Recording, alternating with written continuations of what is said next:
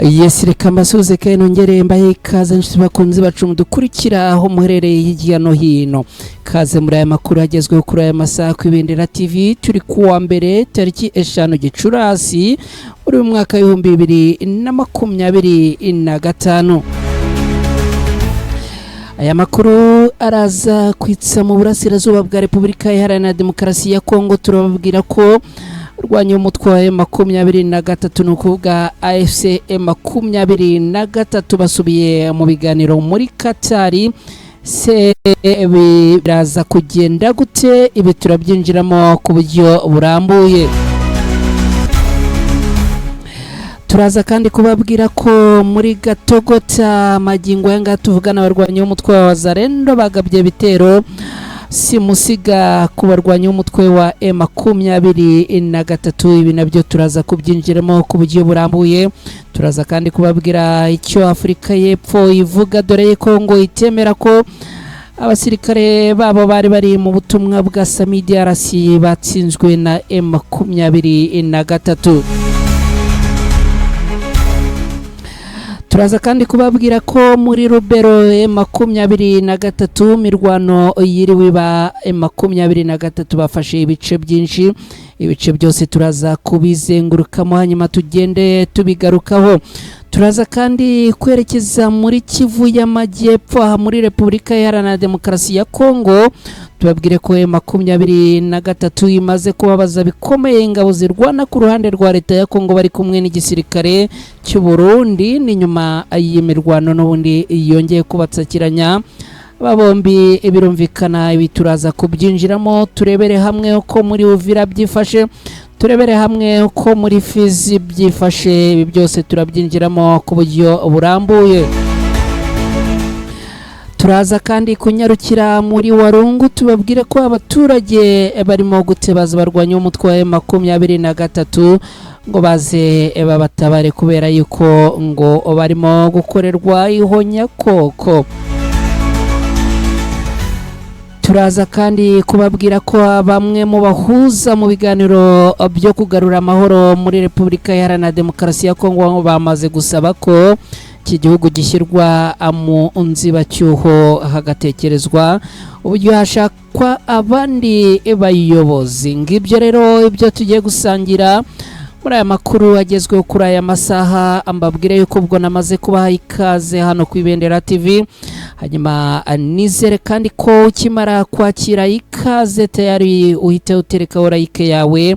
Ni utari wakora subscribe kandi uyu ni wo mwanya wo kugira ngo yikore mu gihe amakuru yeze hano ku Ibendera TV tujye duhita tuyakoherereza. Ubwo birumvikana mu gihe ukora subscribe yuke no gukora kuri ako kantu kameze nk'inzogera bakita signe de la notification. Kanya gato yareka nze twinjira muri aya makuru ku buryo burambuye.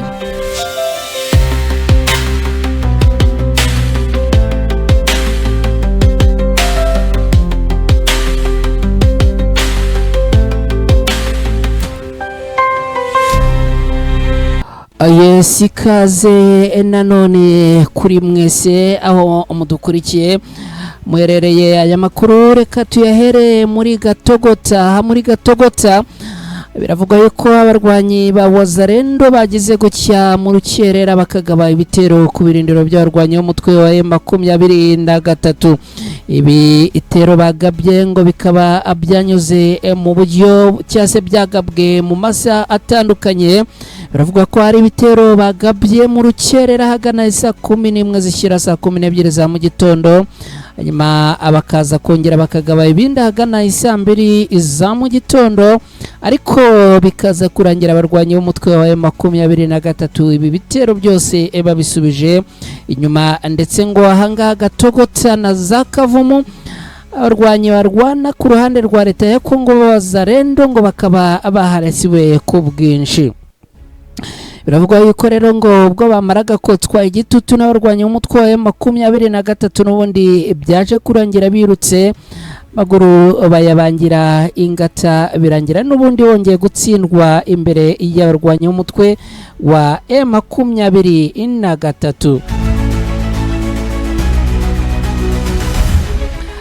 ngibyo rero ibyo twavuga twihuse kuri imirwano yabereye aha za Gatogota, hanyuma atwihuse n'ubundi mu mirongo y'urugamba tugikomeje kubabwira. Reka twerekeze muri Robero.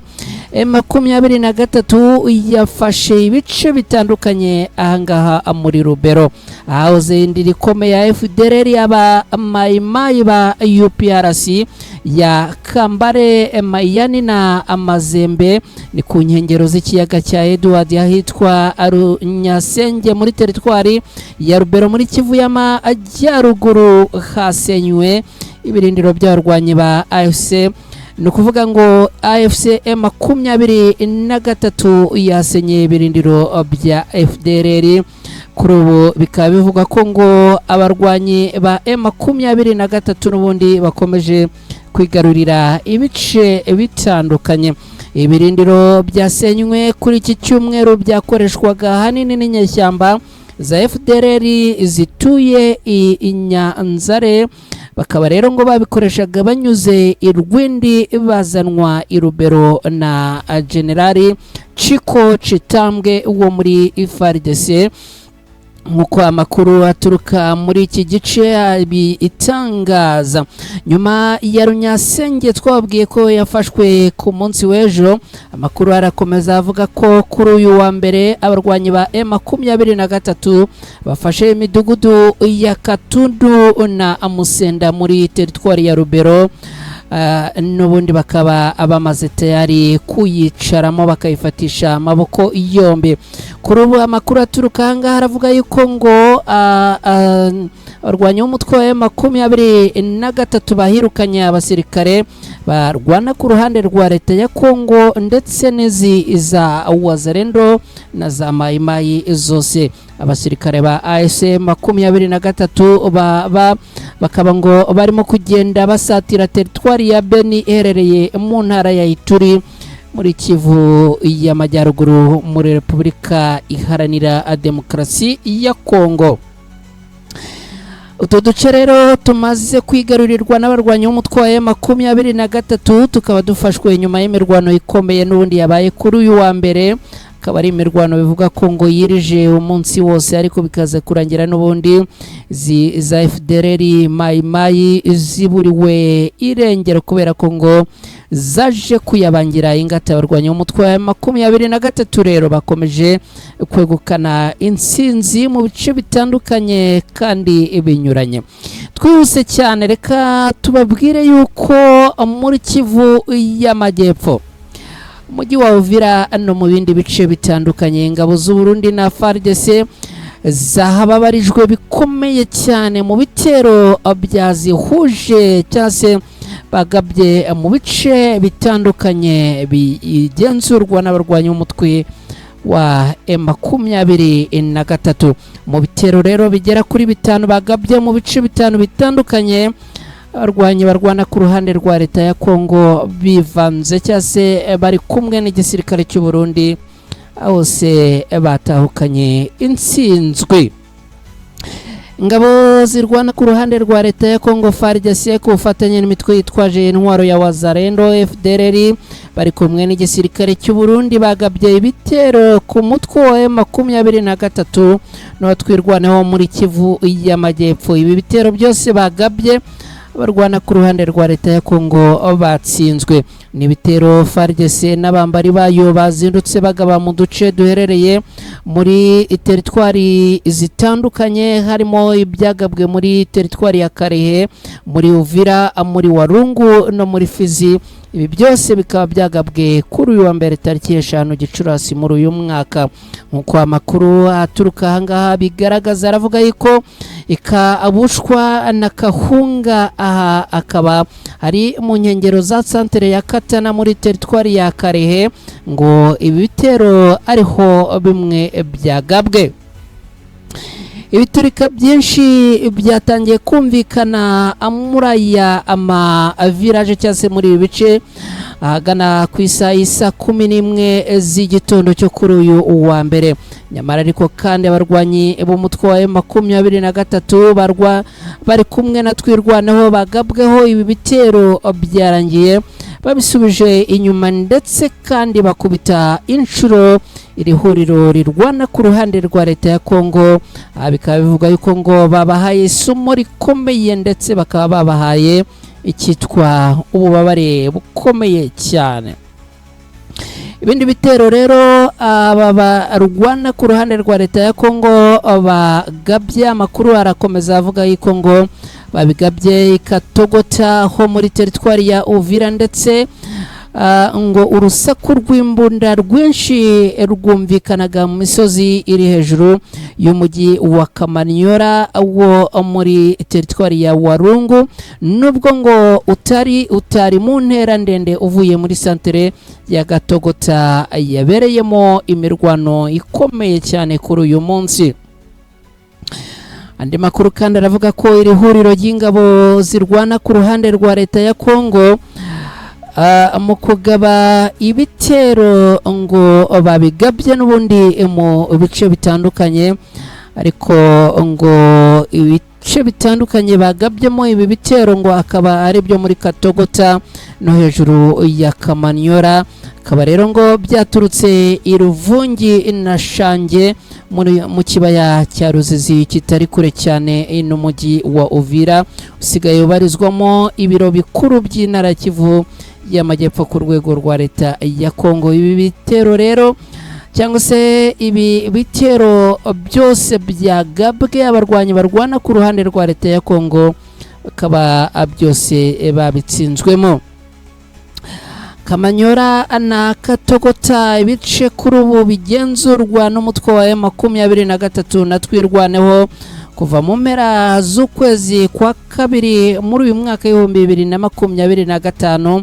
Barwana ku ruhande rwa leta ya Kongo ngo bavugaga ko bashaka cyase bagomba kwigarurira ibice n'ubundi bakabivana mu maboko y'abarwanyi b'umutwe wa M23 na twirwaneho. Amakuru kandi aravuga ko ibyo bitero byagabwe muri utu duce ngo iyi mitwe yombi ibarizwa mu ihuriro rya Alliance Fleuve Congo M23 yaje gutahukana intsinzi ku bubabare bukomeye cyane, dore yuko ngo ubwo aba bagabaga ibitera ahangaha abarwanyi b'umutwe wa M23 babisubije inyuma bakoresheje amabombe akomeye cyane ku rwego rwo hejuru.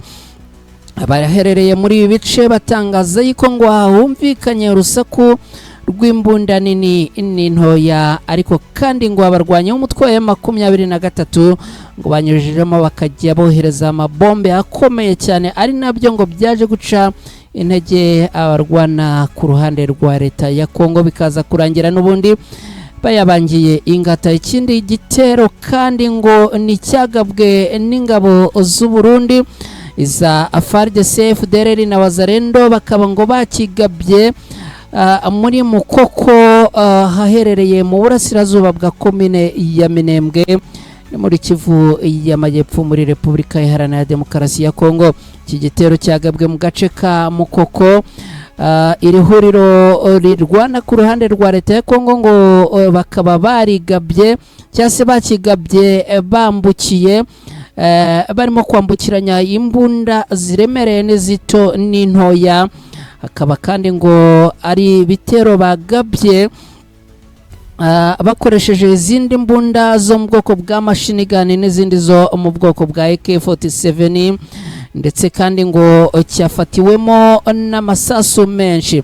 Arwana ku ruhande rwa M23 rero izi mbunda zose nkuko nzibabwiye ngo byarangiye bazigaruriye, kubera yuko n'ubundi abarwana ku ruhande rwa leta ya Kongo ngo baje kuraswa birangira izi mbunda zose zisigaye mu maboko y'abarwanyi b'umutwe wa M23 n'uwa twirwaneho. Uruhande rwa M23 na twirwaneho nibo batahanye intsinzi muri iyi mirwano yabaye muri iki gice cya Mukoko, kimwe n'ahandi hose twababwiye bagabweho ibitero. Ngibyo rero hanyuma ni munyemerere twerekeze muri iyi nkuru ivuga ko abaturage bo muri Warungu barimo gutabaza ni nyuma yuko bakomeje kugenda abagira ibyo bintu bitandukanye. Abenegihugu bakiri mu bice biherereye mu duce umutwe wa M23 utarabohoza two muri teritwari ya Warungu muri Kivu y'Amajyepfo baratabaza M23 bayisaba kubagoboka ikaza kubohoza ibi bice kubera yuko ngo babayeho nabi kandi umutekano wabo ukaba ugeramiwe. Nyuma yaho uyu mutwe wa M23 bohoje Kaziba ni nyengero zaho ndetse abaturage baherereye muri ibi bice byabohojwe n'abarwanyi b'umutwe wa M23 bakaba bakomeje kubaho neza mu gihe abandi bakomeje kubaho mu midugararo ibabuza umutekano. M23 nyuma yo kubohoza Kaziba mu mpera z'ukwezi gushize kwa kane bakayibohoza ubu ikaba ituje irimo amahoro n'umutekano birambye. Abaturage baherereye muri Warungu nabo barasaba yuko ngo M23 yazikahabohoza ngo bakareba yuko abagira amahoro. Ni nyuma yuko ngo bakomeje kugenda bagabwaho ibitero na za FDLR na Wazalendo ngo zikaza kubica abandi zikabasahura. Usibye iyi groupement imwe muri izi yafashwe na M23 mujyi wa Kaziba byamaze kwemezwa ko abarwanyi b'umutwe wa M23 bahabohoje ndetse kandi magingo aya ngaya ubu haratuje. Hanyuma rero abaherereye muri Warungu bakaba bakomeza gutakamba no gutaka bavuga yuko ngo barimo kubuzwa amahoro n'igisirikare cya leta ya Kongo FARDC, FDLR n'ingabo z'u Burundi.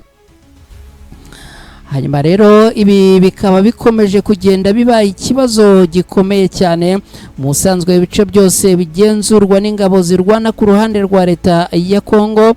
Muri Kivu y'Amajyepfo biracyagaragaramo ngo ubwicanye bwa hato na hato, ubujura, ubusahuzi n'ibindi bikorwa bibi byo gufatwa ku ngufu ku bagore n'abakobwa. Ibice rero bikivugwamo ibikorwa ngo ni za Baraka, za Fizi ndetse na bimwe mu bice bimwe na bimwe byo muri Uvira ndetse n'ahandi. Abaherereye rero muri bice bakaba bavuga yuko ngo barimo gutebaza abarwanyi b'umutwe wa M23 kugira ngo ize kubatabara nyuma yuko ngo bakomeje kugenda bahura n'ibibazo by'umutekano muke bikomeje kubibasira. Twihuse rero n'aya makuru tubafitiye kandi tugomba kubagezaho yose uko yakabaye. Munyemerere twinjire muri inkuru ivuga yuko abarwanyi ba AFC 23 tayari n'ubundi basubiye i Doha muri Katari mu biganiro. Abahagarariye ihuriro AFC 23 rirwanya ubutegetsi bwa leta ya Kongo bategerejwe cyangwa se basubiye mu biganiro by'amahoro bimaze igihe kirenga ukwezi kose bibera i Doha muri Katari.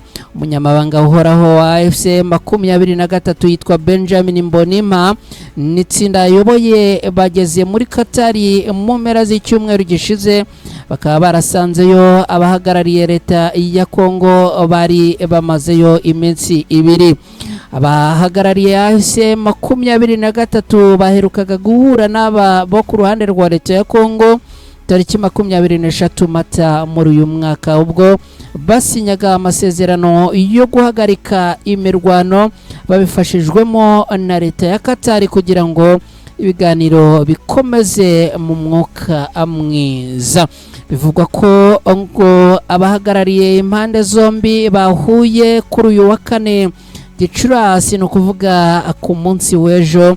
Gusa ingingo baganiriyeho ntabwo ziramenyekana ngo zijye ahagaragara. Impande zombi zigiye muri Katari kuva muri Werurwe, zatangiye kujya muri Katari kuva muri Werurwe muri uyu mwaka, gusa zigeze ziganira ku buryo butaziguye kuko iki gihugu cy'umuhuza nicyo cyanyuzwagamo ubutumwa bwari bukubiyemo ibyifuzo. leta ya Repubulika Iharanira Demokarasi ya Kongo yari yararahiye ko itazigera igirana ibiganiro na AFC 23 ivuga ko ngo ari umutwe w'iterabwoba gusa yaje kugenda iva akwizima. Impande zombi zemeranyije ko ibyo ziganira bigomba kugendera mu murongo watanzwe n'abakuru b'ibihugu byo mu muryango wa Afurika y'Iburasirazuba EAC n'Afurika y'Amajyepfo SADC ubwo bahuriraga muri Tanzania muri Gashyantare muri uyu mwaka w'2025. Ibiganiro bya Katari bisubukuwe mu gihe mu ntara Kivu y'Amajyaruguru na Kivu y'Amajyepfo hakomeje imirwano ikomeye ihuriweho n'ihuriro ry'imitwe ya Wazalendo rikorana na leta ya Kongo rishinjwa gushaka kuzambya ibi biganiro ndetse no kugaba ibitero ku barwanya umutwe wa M23. Ngibyo rero ibijyanye nuko Katari yongeye guhamagaza aba bagabo bo ku ruhande rwa leta ya Kongo nabo ku ruhande rwa leta nabo ku ruhande rwa M23 mu biganiro. Abadukurikiye hano ku Ibendera TV reka munyemerere nongere mbibutse niba wamaze kugera hano nyemerera uterekeho like yawe kuko nago ndi kuzibona zizamuka. Nyemerera kandi ni utari waterekaho subscribe yawe n'ubundi uyu ni wo mwanya wawe kugira ngo uyiterekeho. Kadufatiye akaruhuko gatoya mu kanya nze twinjira muri politike na diplomasi babwire ko bamwe mu bahuza bamaze gushyira amagambo akomeye kandi ajyana mu matwi y'abatari bakeya aho bavuga ko ngo leta ya Repubulika Iharanira Demokarasi ya Kongo ikwiriye gushyirwa mu nziba acyuho. Mu kanya gatoya kanze dukomeze n'aya makuru.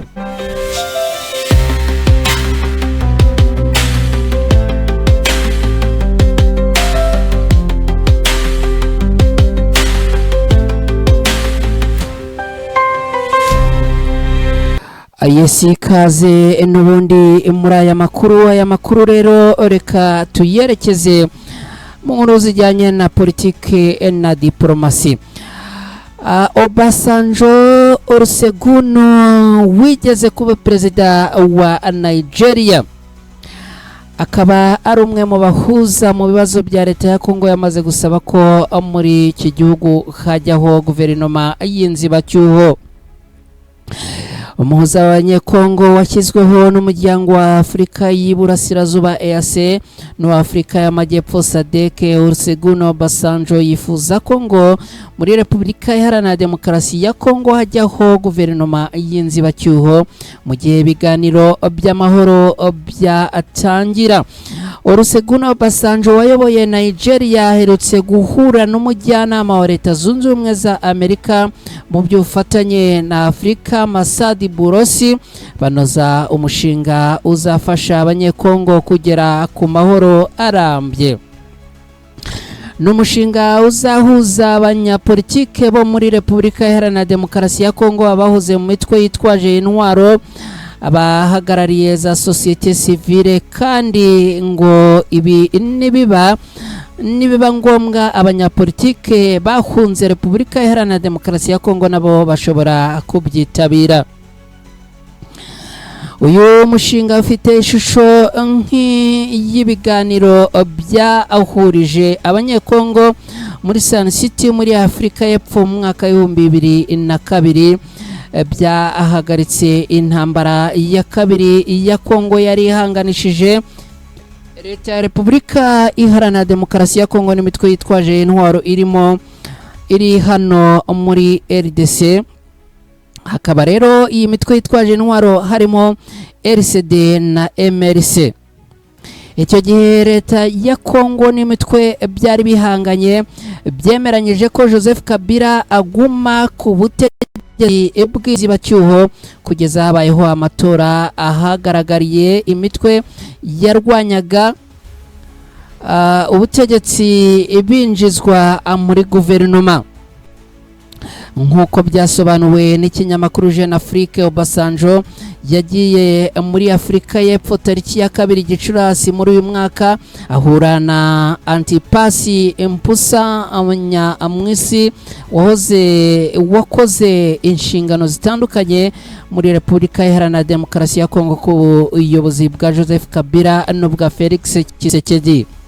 Mbusa afatwa nk'umuntu w'ingenzi wagira uruhare mu gukemura aya makimbirane ari muri Repubulika Iharanira Demokarasi ya Kongo, kuko ngo nta cyumvikana na leta iriho, imukaba imushinza gukorana n'ihuriro ASM 23, ariko ishyaka rya RDC KMR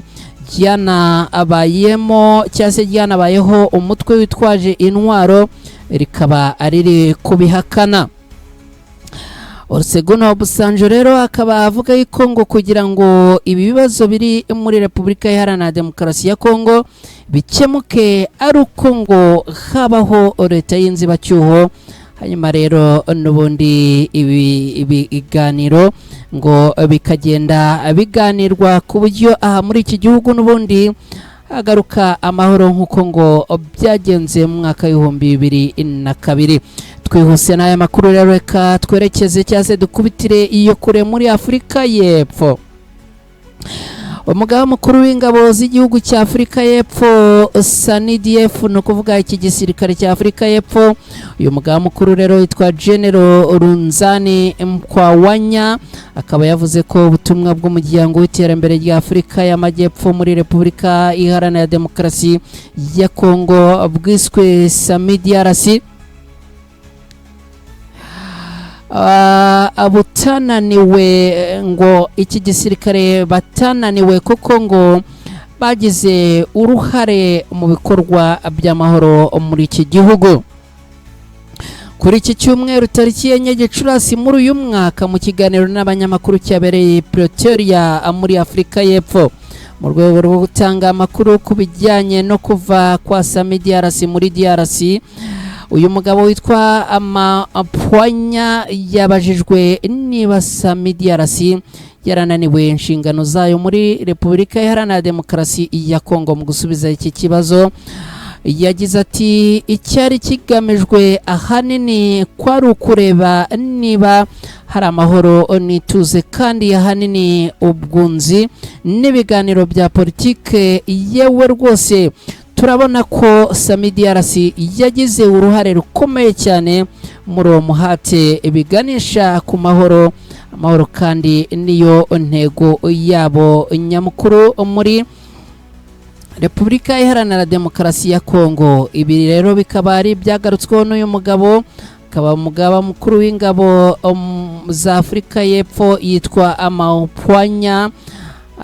Izi ngabo rero zari ziri muri Repubulika Iharanira Demokarasi ya Kongo nyuma yo gukubitwa inshuro n'abarwanyi b'umutwe wa 23, zikaba ziri muri bamwe bagomba gutaha banyuze ku butaka bw'u Rwanda bakerekeza mu gihugu cyabo cya Afurika y'Epfo, banyuze ku butaka bw'u Rwanda bakerekeza muri Tanzania. Ibihugu uko ari bitatu byohereje ingabo muri SAMIDRC ari byo Afurika y'Epfo, Malawi na Tanzania, byatangiye kuvana ingabo n'ibikoresho byazo muri Repubulika Iharanira Demokarasi ya Kongo nyuma yo guhagarika manda ya SAMIDRC nk'uko byatangajwe mu nama idasanzwe yo ku itariki ya 13 Werurwe y'abakuru b'ibihugu na guverinoma ya SADC.